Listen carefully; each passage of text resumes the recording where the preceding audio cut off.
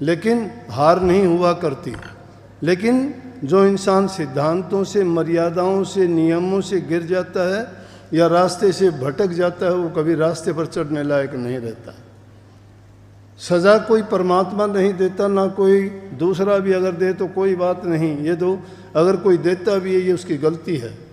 लेकिन संतों की भाषा में अगर आप सुनना चाहते हो तो जो इंसान जो कर्म कमाता है वो अपना खुद के लिए कमाता है, दूसरे का कोई कुछ नहीं बिगाड़ सकता।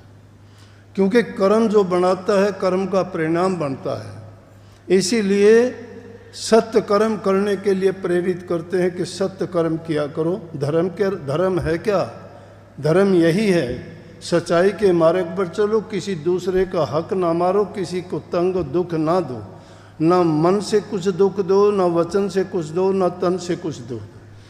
मन, वचन और कर्म तीनों प्रकार की बातों से जो इंसान किसी के जीवन में बाधा नहीं बनता है, किसी को कष्ट नहीं देता, मैं कहता हूँ उसको कभी कोई कष्ट नहीं होगा।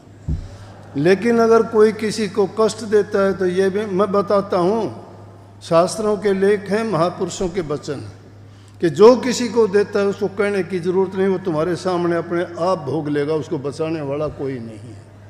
क्यों नहीं है? कि कर्म और किसी ने नहीं, उसने खुद ने बनाया। जो खुद बनाता है उसको खुद ही भोगेगा, खोदता है वो खुद ही पड़ेगा, दूसरा नहीं। इंसान को इंसान बनने के लिए कहा है। इस धर्म की, इन उपदेशों की और इन सत्संगों की ज़रूरत ना होती अगर इंसान सही रास्ते पे होता। ये भटक गया है रास्ते से, जब अपनी अच्छी आदतों को छोड़। और इंसान का जीवन तो है भी एक विचित्र प्रकार का जीवन। ये सारी की सारी चीज़ें इस संसार में आके ही सीखता है।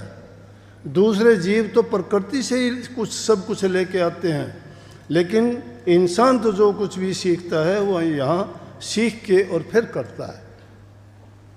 इसलिए इन चीज़ों की ज़रूरत पड़ती है भाई तुम्हारे जीवन में, तुम्हारे कर्म में। कर्म चाहे कोई भी किसी प्रकार का भी करते हो तुम, उसमें सारी चीज़ें हमारे जीवन यापन की चीज़ों की कमाई से लेके, हमारे बोलचाल से लेके, हमारे रहन सहन के तौर तरीके से लेके, हमारे दूसरे लोगों से व्यवहार के बारे में, चाहे वो घर में है चाहे बाहर है, अगर हमारे विचार सही नहीं हैं, हमारी सोच अगर अच्छी नहीं है तो हमारे कर्म भी कभी अच्छे नहीं हो सकते।